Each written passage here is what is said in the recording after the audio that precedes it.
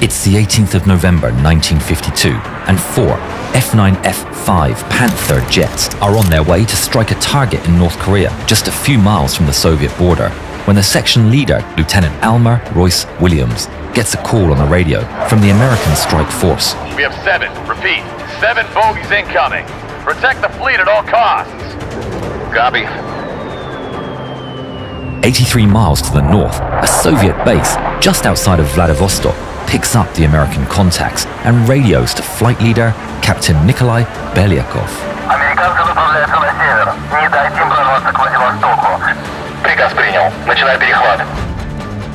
Captain Belyakov and his men are in the most dominant fighters of the time prowling the Korean skies. The Soviet MiG-15 BIS. The American planes and the Soviet planes turn towards each other. The 4 Americans burst through the cloud cover at 12,000 feet when Williams gets another message, this time from his flight leader. Terminal engine trouble. I must return to the carrier. Copy. I'll take it from here. As his flight leader and his wingman turn away, Williams looks up to see contrails. 7 of them.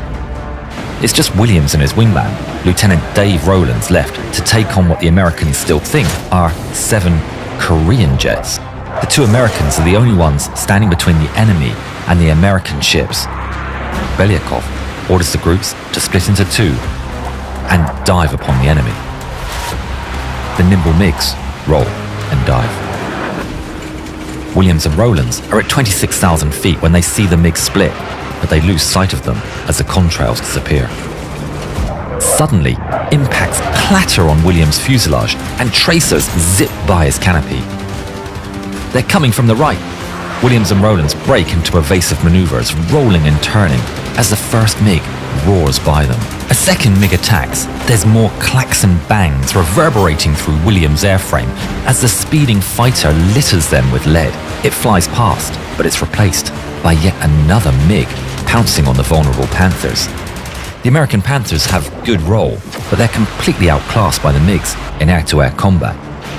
A 4th MiG comes in hot. He opens fire upon the Panthers, raking them with 23 and 37mm shells. But the Americans are already turned to the left as the last MiG flies by. Williams slides in behind it, pulling it into his crosshairs, and he opens fire.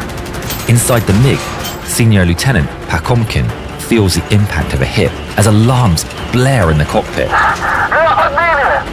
He turns back and sees smoke pouring from his plane and 2 Americans on his tail. He dives and runs.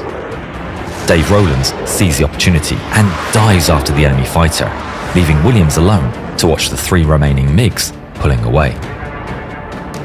As they do, Williams notices that their wings are emblazoned, not with blue and red circles and the red star of North Korea, but with the bare red star of the Soviet Union. Cap Control, these MiGs are Soviets. At the same time, the National Security Agency contacts the American fleet. The American spy agency has listened to the Soviets' transmissions. Do not engage. This could start World War III. Williams receives a message and responds. I'm already engaged. He sees the 3 MiGs effortlessly scream almost vertically, then turn and come in for another attack run. The Soviet jets are faster, and they're already in a hot fight. Despite the risk of wider conflict, Williams has no choice but to rise to meet them. In the MiGs, Belyakov is in the lead. The American is coming to meet them on his own, and the MiGs are in a dive. It's head-to-head. The 3 planes go roaring past the American, firing all the way. But incredibly, no hits are scored on either side. Williams now tries to get more altitude when a stream of tracers comes flying in from the opposite direction. It's the other 3 MiGs, which means that 6 MiGs are now fighting with Williams. He brakes and rolls and dives. Enemy planes are incredibly close as he rolls and turns, trying to escape from the fire of the Soviets. The attacks are relentless. 4 MiGs fly past in formation, and Williams gets behind them. Inside a MiG, the Soviet pilot feels dread as he turns back to see the Panther on his tail. The Soviet pilot's training kicks in, and he immediately pulls upwards towards the sun, leaving the rest of his flight to pull away to the right. Williams follows a target and is instantly blinded. He can't take aim, and so gives up the chase, turning away from the sun. But the moment he does, he's met by two MiGs flying down straight towards him. There's no time to dodge. Williams instead turns straight towards them, challenging them again to a head-on joust. He opens fire, and the lead MiG, piloted by Captain Nikolai Belyakov, turns away. But his wingman, Senior Lieutenant Alexander Vandeyev, takes on the challenge. The MiG opens fire. Tracers pour out of both machines, crossing over each other in the air. The American pilot watches the enemy shells drop and pass underneath him. He can't see it, but his own shells are also falling short of the enemy. But they hold their triggers down as they come closer. A 20mm shell strikes straight into the MiG's cockpit, hitting Vandeyev and killing him instantly. Williams sees the MiG stop firing as it flies upside down underneath him. Another MiG flies past, and Williams, on pure reflexes, fires another blast and takes out his third MiG of the day. In the lead MiG, Belyakov watches as two other MiGs are shot down, including his wingman, and he turns back to avenge his fallen comrades. But Williams sees him coming. He turns for another head-to-head battle. There's only a short exchange of fire as chunks are blown off the MiG. Williams dodges the debris as the two planes pass. He looks back at his enemy and sees it diving away out of the fight. The American turns hard to chase, but as he does, a MiG screams in behind and lands a hit on the Panther. He's been hit before, but this time, the way his plane lurches and the sound of the hits makes him understand that he's in deep trouble. A 37mm round strikes his wing and punches clean through and into the engine compartment. The impact wrecks the hydraulic systems. In an instant, his rudder, flaps, and half of his ailerons are gone. Damn it! Williams looks back as the MiG stays behind him, riddling his Panther with lead. He immediately attempts to roll, but his stomach sinks as the aircraft responds unbearably, terrifyingly slowly. More cracks reverberate through the fuselage as he wills his aircraft to escape. The Panther wobbles as he does, the lack of rudder making the aircraft terribly unstable. Williams is forced to be careful with his inputs or else lose control altogether. And throughout, the MiG has no problem following the limping Panther. But the American still has his elevator, so he does the only thing he can. He pulls up and then pushes down, riding a wave motion to try and get some distance between him and his enemy before he can reach clouds, which are still 10,000 feet below him. Bullets continue to strike his fuselage. Any one impact could be the last. His luck is running out. He's not going to make it. But then, Cap, on your left! his wingman appears out of the blue and comes soaring in, opening fire at the one remaining MiG, forcing it to pull off the chase. Now, inside the safety of the cloud, Williams pulls up, leveling off at 400 feet in altitude. He's just survived a grueling 6 versus 1 dogfight that lasted over half an hour at full throttle. But how is he going to land? He tries to get a feel for his wounded machine. His flight controls don't respond properly, and he finds he can't slow under 170 knots without his plane becoming uncontrollable. It's an incredibly high speed for a carrier landing. He looks down at the churning sea and knows ejection's no option. He'd only survived 20 minutes in the cold water at most. Not enough time to get a helicopter to rescue him. He needs to land. Coming in for a landing. Maneuverability severely compromised. Minimum speed 170 knots. The commanding officer of aircraft carrier USS Oriskany, Captain Courtney Shands, orders to prepare for a crash landing. 170 knots is fast, but fortunately, there's a full-on storm with powerful winds.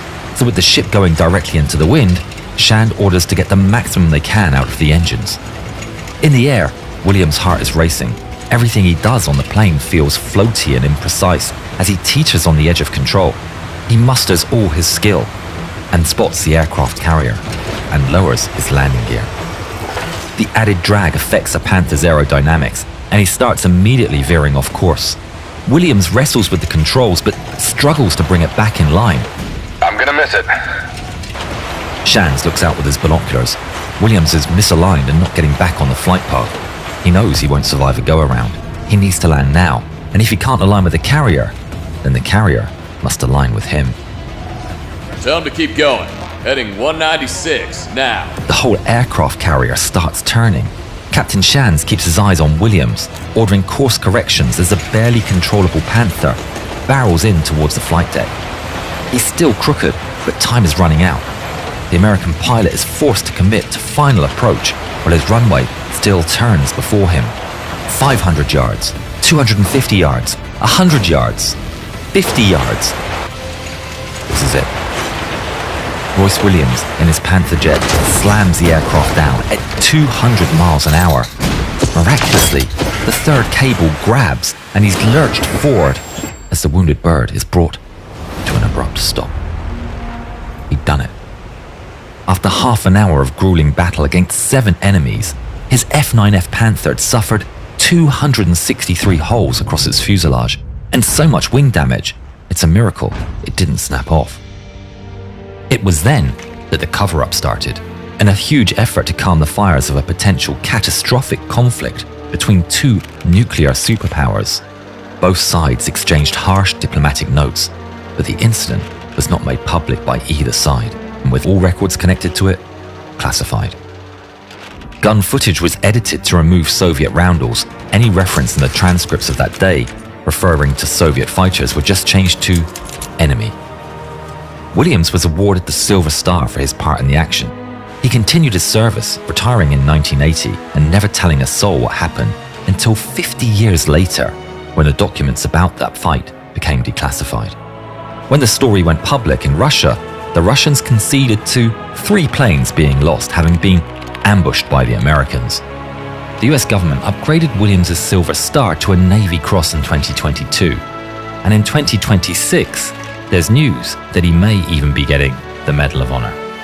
Captain Royce Williams is still alive today and 100 years old, and we very much hope that he enjoys this film.